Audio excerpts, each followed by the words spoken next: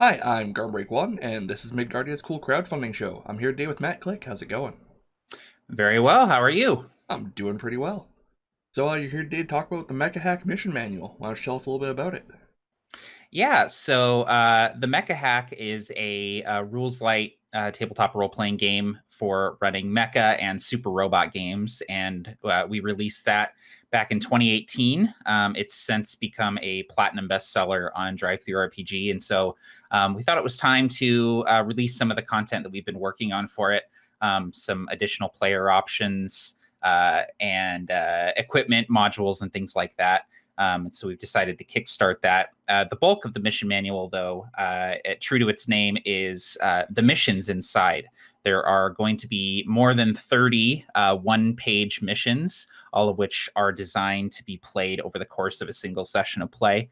And so each mission has a mission briefing that's kind of sets up the mission, but also serves as like read aloud text for the game master to read to the players to lead into the mission. There's also random roll tables for objectives and twists. So if you're not quite sure what the player's goal is in the mission, you can always roll for it and see what their objective might be. You can always throw multiple objectives at them as well if you want it to be extra challenging. And then each mission is broken into a three-part structure of a kickoff, action, and climax. And so you have their sort of a in media res action opening where the players get to do something cool to kick off the session. And you have a big action set piece that kind of comprises the bulk of the mission, and then a climax that sort of wraps everything up and maybe gives you some ideas for additional sessions or things moving forward. So we have 30 of those in the book, more than 30 of them, and a lot of them have been written by the four of us at Absolute Tabletop, but we've also hired a lot of really talented freelancers to help us write those missions. And so there's a lot of diversity there in the missions that are presented in terms of like the tropes that they utilize and just like the style of the missions themselves. Nice.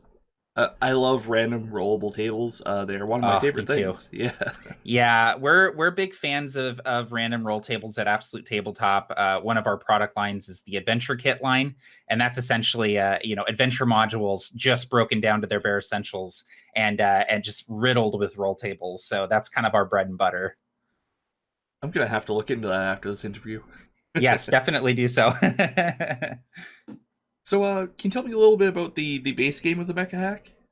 Yeah, sure thing. So the Mecha Hack itself is based on the Black Hack, which is kind of an OSR rules light game by David Black, who's a very talented game designer. I became enamored with the Black Hack several years ago, and they actually recently, I think a couple of years ago, kickstarted a second edition for it, which is very good as well.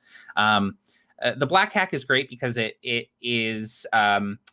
has some kind of modern sensibilities about it in terms of the gameplay, but it definitely has more of an OSR feel. It utilizes roll under resolution. So rather than rolling a d20 and adding modifiers to it, you're simply trying to roll under your ability score. So if you're trying to succeed at a strength check and your strength is 16, if you roll a 15 or lower, you succeed. So that sort of binary success makes gameplay very, very quick because you cut down on all the time between the player rolling, adding numbers, telling the GM their numbers, and the GM telling them the result. It's you roll and you know if you succeeded or not. So what we did is we took the Black Hack, we kind of stripped it down to its essentials and retooled it for a mecha game. And really, the idea behind it was I didn't have a rules light mecha game that I could run. I didn't have a mecha game that I could pull out at a convention or for a pickup one-shot game online, or let's say my game group, we had a couple players not show up and I want to run something quick and easy on the fly. I wanted a mecha game to be able to do that, and that didn't exist. And so I took the Black Hack and created a game for myself, which has then caught on with many other people, which is a cool feeling for sure. So the Mecha Hack itself, again, uses the Black Hack. It's roll under resolution, GM facing rolls, so the GM doesn't do much rolling beyond rolling for damage. The players roll to both attack and avoid damage. I think probably the most novel mechanic in the game is we have this very simple cascading reactor die mechanic where every time you push your mech and try to do something, use one of its modules, if you try to attack twice, you can really push your luck. But the chances of your reactor overheating increase with everything that you do. So let's say you start with a D8 reactor die and you do a big, buster rifle attack and shoot a big energy beam across the field. You roll your reactor die and you roll a 1. That D8 now becomes a D6, and therefore increasing your chances of your reactor downgrading and overheating. So that's kind of the main sort of resource management of the game. So there's a lot of randomness involved and a lot of risk and a lot of reward. It's a really, really fun game for that because you never really know what's going to happen when you roll those dice. So I love the reactor mechanic. It's my favorite thing about the Mecha Hack. The session we did on our channel, our campaign ended with me like stabbing a chainsword into a monster's throat and overloading my reactor. Yeah. So like killing it. So like both my mech and the monster are just like stuck there for eternity. Yeah, stuff like that. I mean, that's the kind of the sort of like epic, high octane sort of cinematic action that the Mecha Hack tries to emulate. And there are a lot of great mecha games out there. Lancer just came out. Beam Saber is great as well. But a lot of these mecha games tend to focus on the tactical aspect of it and sort of the fiddliness of having both a pilot and a mecha. In the Mecha Hack, you just have your mech, your pilot and your mech are one and the same. You pick your pilot type, you pick your mecha chassis, and that sort of stands in for your race and class, for D&D. And the gameplay itself is so quick to learn, easy to teach. Players can pick up, create a character, and start rolling the dice, within a few minutes of learning the game. So Absolutely. I mean, I know. I did it. I yeah. didn't read it ahead of time. I should have. But Yeah. Well, and the rule book itself is, it's only 42 pages, and I think of those 42 pages, I think 10 are the rules. So it's a fairly simple, lightweight game for sure. But it's also very, very hackable, true to its name. And we've had people run Halo games, Warhammer games, all sorts of cool sort of power armor sci-fi games using the Mecha Hack. It's very versatile in that way. So. Right, absolutely. So speaking of the classes for pilots and mechs, if let's say I have a long running Mecha Hack campaign in my own established universe, what does the mission manual bring to me? Yeah, so that's a great question. So there are, in addition to those new chassis and pilots, there are lots of rules, modifications, and add-ons that we've added to the book. So I'll talk a little bit about the new chassis and pilot types first, and then we could talk about the rules add-ons. But one thing that we got a lot of feedback about with the Mecha Hack is that people really liked the chassis and the pilots, but that having only 4 of each meant that larger game groups were doubling up on chassis and pilots. And so if you have a 5, 6, 7 person game group, you're going to have a couple of strikers, a couple of scouts, whatever. People are going to have to double up. And so with this, we provided 4 additional chassis and 4 additional pilot types. And really, we kind of with the Mecha Hack, we wanted chassis and pilot types that felt broad and generic enough to fit a bunch of different roles. With Mission Manual, we're kind of free to really delve into kind of the more niche sort of tropes in the mecha genre. And so we have a bionic pilot who is, a cybernetically enhanced pilot that can interface directly with their mecha. We have a pilot type called the Pariah, which is very inspired by teen pilot anime protagonists that you see in lots of like Gundam and Neon Genesis Evangelion and stuff like that, where they are able to use their strength of character and strength of will and their heart to really push past and achieve remarkable things. And then in addition to those two, we have the Merc and the Vet, which are much more sort of like Battletech inspired, guns blazing sort of pilots.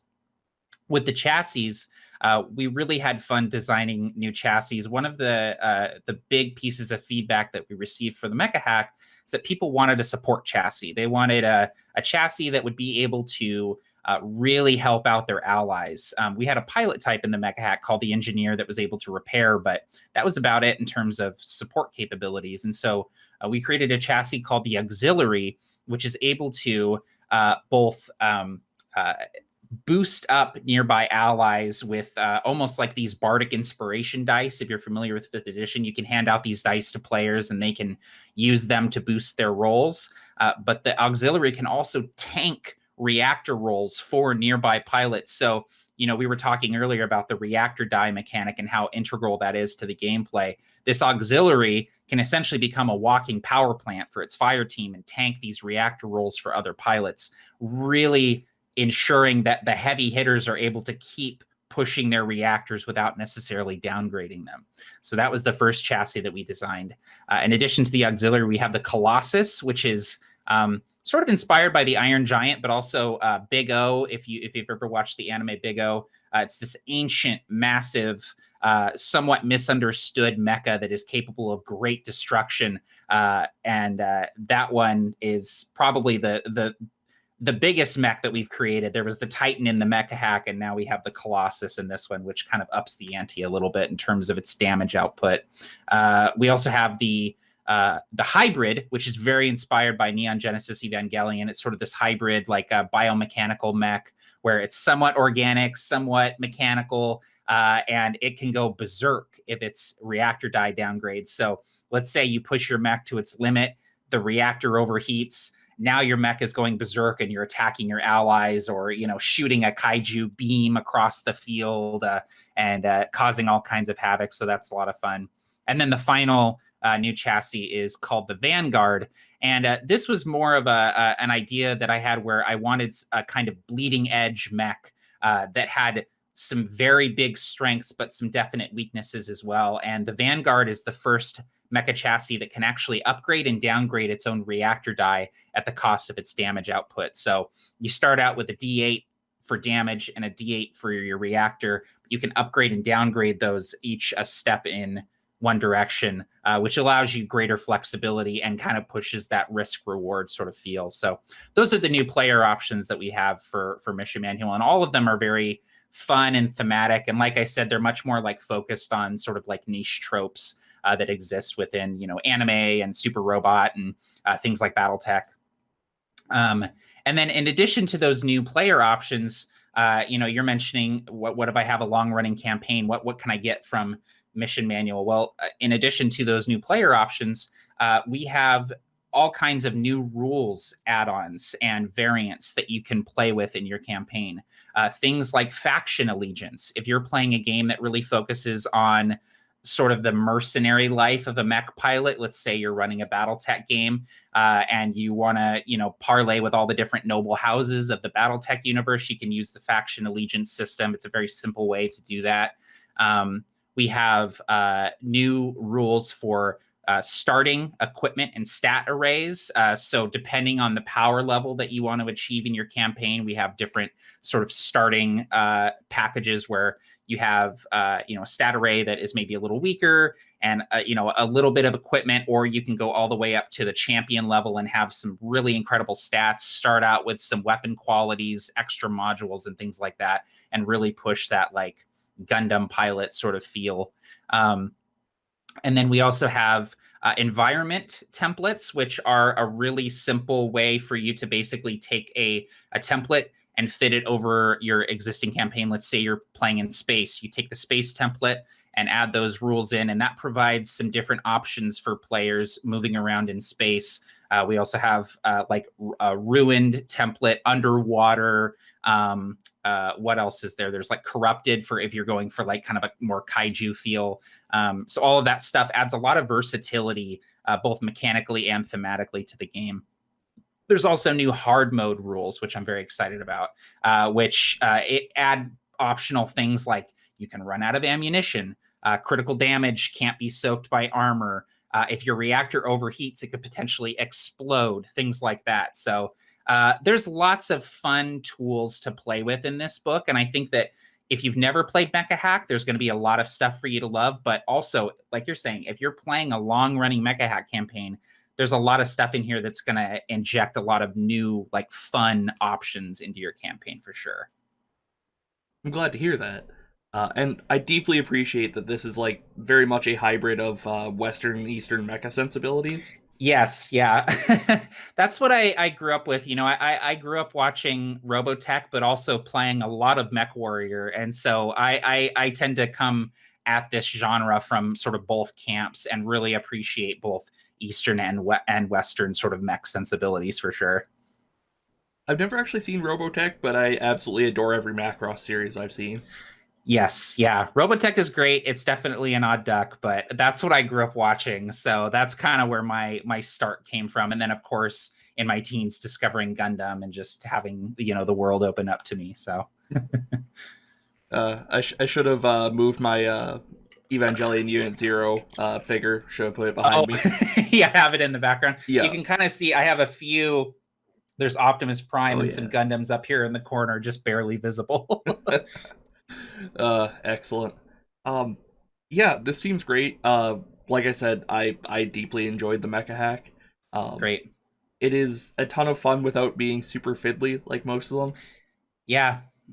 Yep, and that's really where the need came from. It actually started because I was running or wanted to run a Gundam game for my cousin. I wanted to run a Gundam Wing game where he could play as Wing Zero from Gundam Wing, and I kind of was playing around with Fate and Genesis and trying to figure out a way to have a mecha game that I could teach very easily to someone who isn't very versed in tabletop RPGs. And I picked up the Black Hack and I was like, I bet I could throw together a Mecha Hack really quickly. And it became the Mecha Hack. It became the game that I used to run mecha games. And, showing it to people and running it for them, it was very evident that I needed to publish it. And so that's why we did that a couple years ago. And I'm incredibly glad that you did. Yes. Uh, I'm good, glad. good old Gundam Wing. When I was a wee Yes. lad, I actually got my bedtime extended half an hour so I could watch Gundam Wing every night. Yes, that's the true growing up in the 90s sort of experience for sure. Uh, I need to rewatch. I probably don't actually need to rewatch that sometime. I hear it doesn't really hold up, but I rewatched it recently and there's definitely some parts where you're like, "Ooh, I don't remember that being that awkward or that weird or that cheesy," but man, some of the stuff still hits pretty hard. I just actually finished a rewatch a couple weeks ago, and the final few episodes with the big battle in space and Epion and Wing Zero fighting in the colony that's descending on the Earth, it's still just as awesome as it was back then. So maybe I'll give it a shot then. yeah, definitely do so. So, what's your favorite mecha show? I don't want to say mecha anime because we have covered that there is, For sure, yeah. There are a lot that I love and hold near and dear to my heart, but I would say that the one that really that I gravitate towards and that most like exemplifies the style of mecha game that I run is a Gundam series called 08th MS Team. And this was a short run series in the 90s that depicted a small ground force team of mobile suit pilots. And I just found myself really drawn to this almost like guerrilla warfare, like just barely scraping by, barely surviving. Parts of the Gundams are getting blown off and they're having to replace the parts with, like aftermarket sort of variants and things. And just very much more of like a gritty sort of grounded feel. I do love the like flying through space, blowing up 1,000 enemies with a single shot from your beam rifle sort of Gundam. But that 08th MS Team sort of gritty, grounded feel is really what I gravitate towards. So that for me is my favorite. And again, when I run the Mecha Hack, that's kind of the tone that I'm trying to achieve with it. but man, 8th MS Team fucking rules, dude. It's so good. It's so good. And that one really holds up. That one has aged so well. It's still Yeah, so awesome. yeah. I watched it for the first time like a year ago. I watched the Yeah. dub version. The dub is Yeah. surprisingly good. The dub is actually really good. Yeah. The amount of times I'm just like laying in bed and I just think of the like, I want to live in Mariana. Yep. Like, Yep. And ripping his arm off and hitting the guy with his own arm. Yeah. God, It's so good. everything in that fight is insane. It's so good. Sometimes I'll just pull up that fight on YouTube and share it with somebody. I'll be like, this is the kind of game that I run. Like, watch this scene specifically where they're fighting in the city and know that that's the tone that I'm going for. Oh God. Sorry, I've just got the endorphin rush of remembering everything from 8th MS Team. No, that's great. I mean, and that's really what giant robots do for people. And that's what I've found is that people who love Mecha really love Mecha. Like, there's no one who's like, ah, yeah, I could take or leave Mecha. Like, if you're into it, you love it. You're really into it. Yeah, you've got, and there's such a huge variety of stuff too, which is why I'm There glad there's is. so much in Mecha Hack. Like, Yeah, well, and it's so easy for me to create new content for it because the system itself is really flexible and simple, and there are different sort of systems within the system that I can play with, like the reactor die, the armor points, and things like that. But every time I'm watching a new mecha show, or I watched the Pacific Rim sequel, which was not good, but I got a lot of ideas. I'll just write down, hey, I should put this in the mecha hack. I should put this in the mecha hack, and that's really mission manual. A lot of the modules and stuff that are in mission manual are just the last couple of years me keeping notes of things that I wanted to create for the game. So as you do, yeah. yeah. Is the Pacific Rim sequel worth watching? I saw the original in theaters, but So it is really not good. Like, it's not a good movie, but some of the fights are cool and the mecha designs are really neat.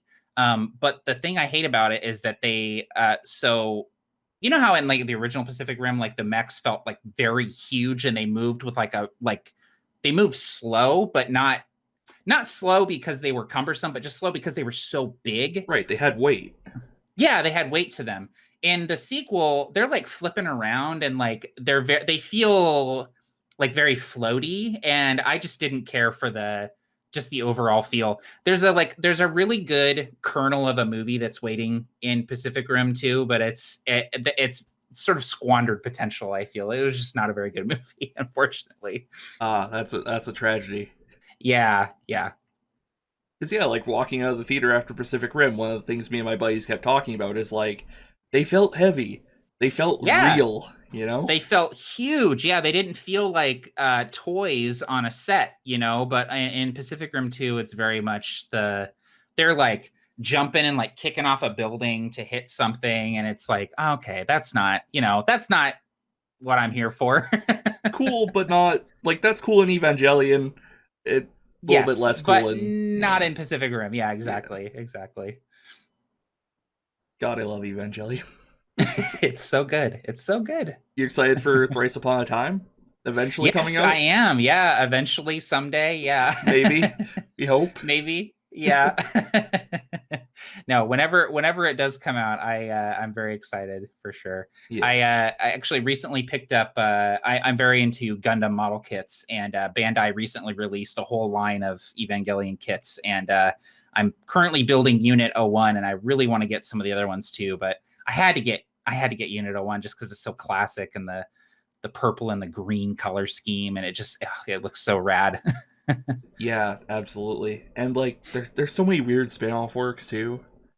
There's a ton, and that's something I really haven't delved into very much, is the various sort of offshoots of Evangelion. But that original series is just, you really can't beat it. That was pretty mind-blowing for me. It was very much like an Akira moment where it was like, I didn't know you could make stuff like this. Like, this is really cool. Yeah. The only Ava spin-off, and like I know I'm drastically veering wildly, but Ava is great. Yep. The only spin-off I've actually read all the way through is Campus Apocalypse, and it's okay. There's no Oh, mechs in it. yeah. Oh, okay. Well, It's a high school AU, which is weird for a series that takes place in high school, but yeah. Interesting. Okay. I mean, it has like Ray pulling the Lance of Longinus out of her chest because it's her like soul weapon or something, and stabbing people Right. with it. So Okay. I mean, that's cool. uh, but yes, the mecha hack.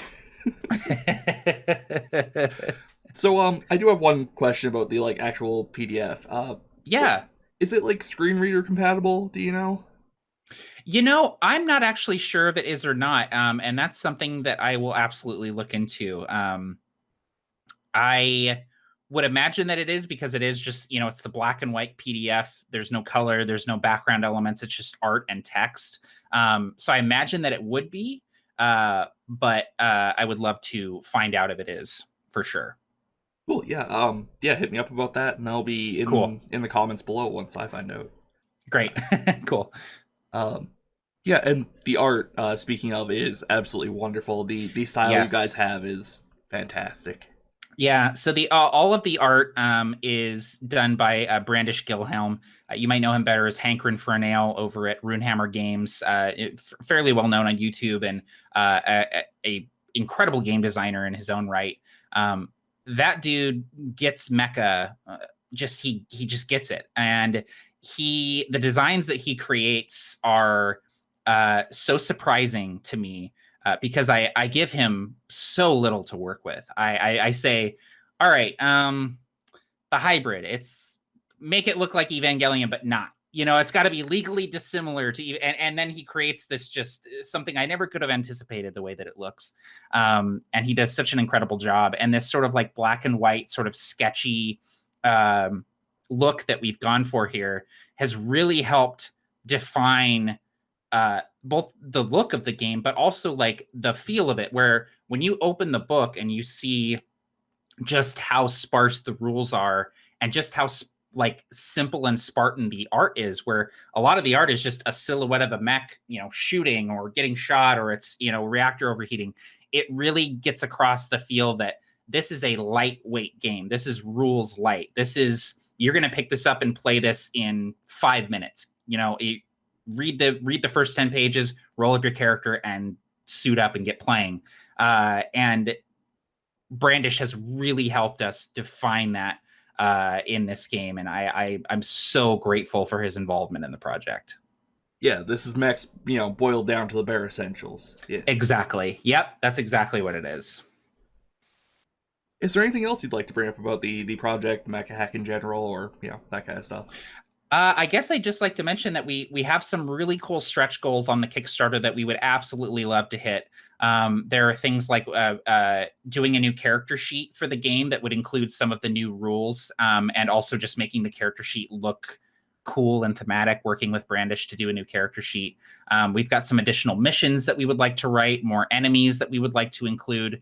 And the $20,000 stretch goal is creating battle maps, both for virtual tabletops like Roll20, but also print and play ready, done in that black and white sketchy style, so you can print them out on your printer at home. And we already include the little trifold miniatures in the game, and you can print those out and have your own battle map ready to go at home, or like I said, on your virtual tabletop. So I would really love to hit that goal, because it's one of those things where it's like, I would use that.